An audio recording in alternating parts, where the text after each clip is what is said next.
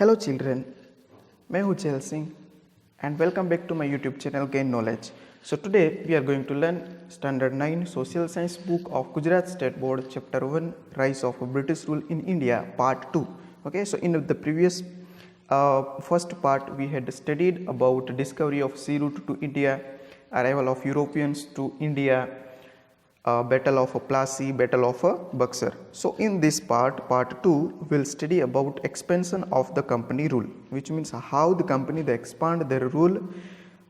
Second one, economic impact of the company. So how the company, after the company's rule, how our India economically affected, what kind of economic changes which took place during the time period of company's rule. Then social impact of the company rule. So how the society were affected by the company rule, how the peoples, how the customs, how their traditions which were affected by the company's rule, and at last overall conclusion.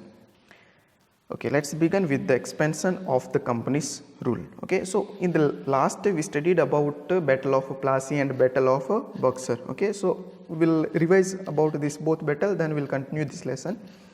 Battle of Plassey, which was fought in between Siraj-ud-Dowla and English East India Company. Okay, so in which English East India Company defeated to Siraj-ud-Dowla.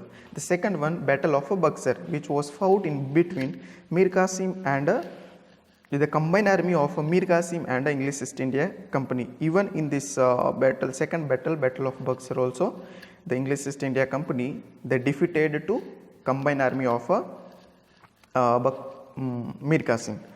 Now we'll see after getting a victory over the Battle of Buxar, how the company they expanded their rule.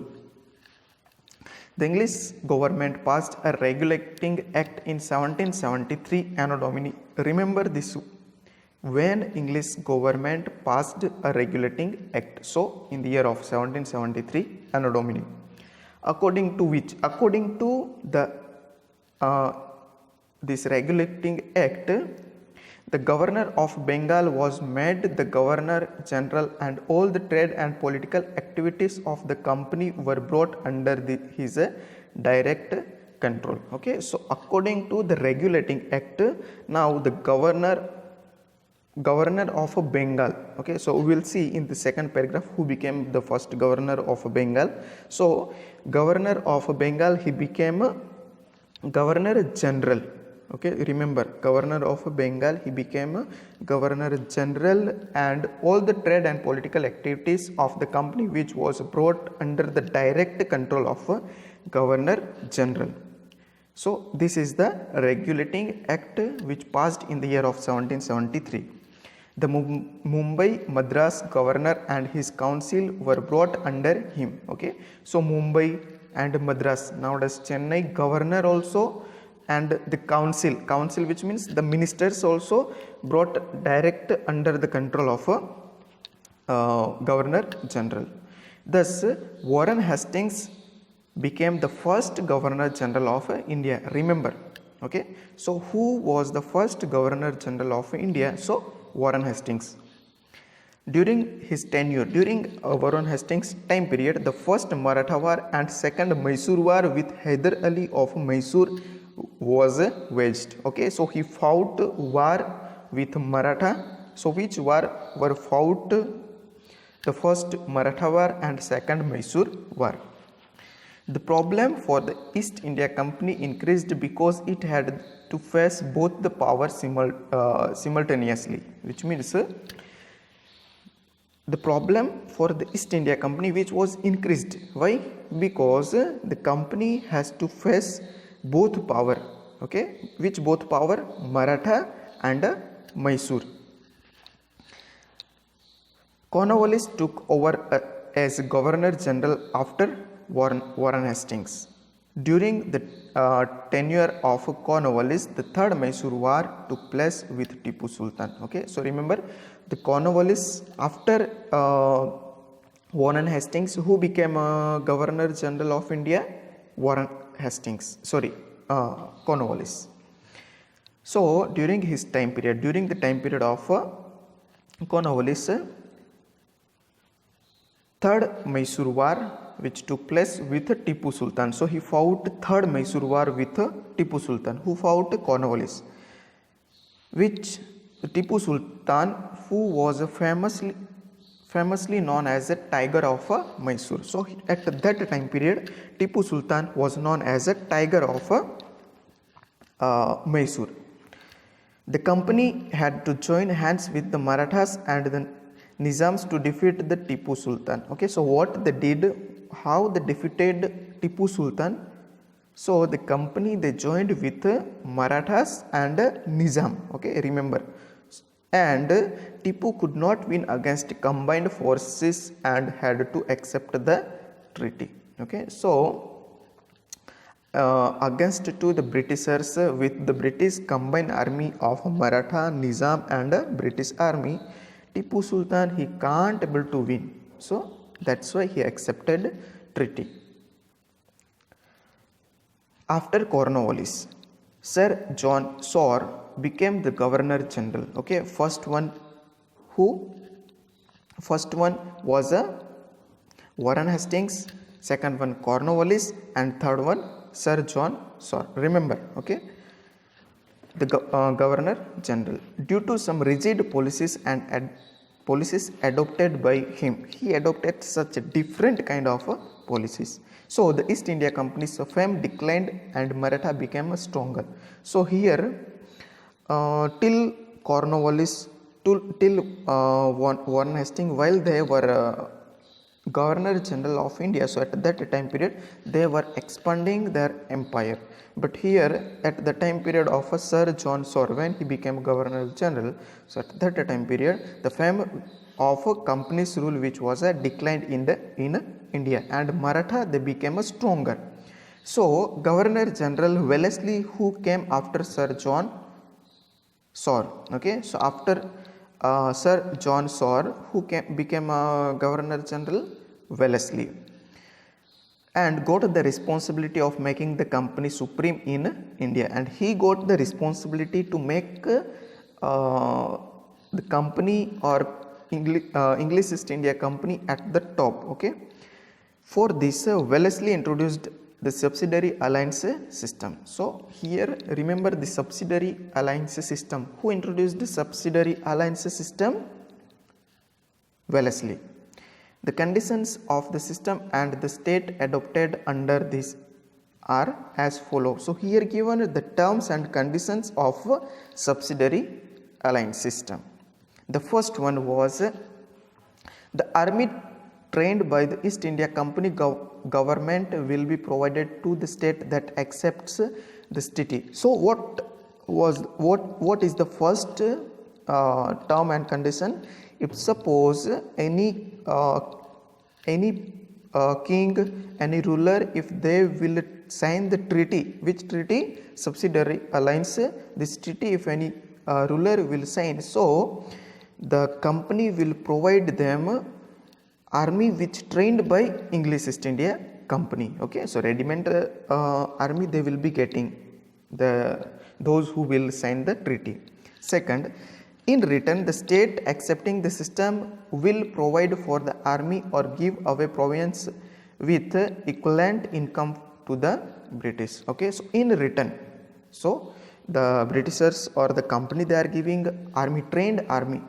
The rulers, they did not have to train again to the army, so they are giving a trained army. So in return the people or the kingdom or the king, they has to give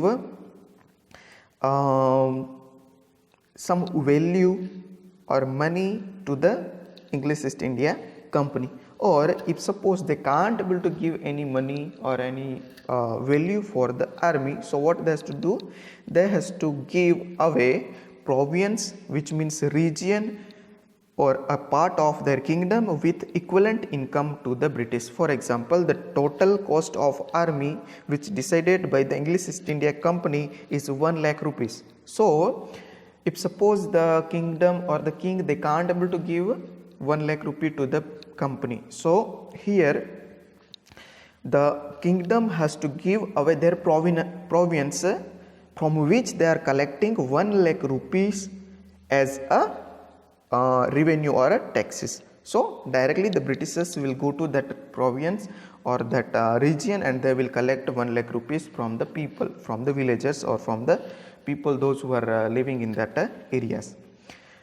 Third one, without the permission of the company, the state will not wage war or sign treaty with other states.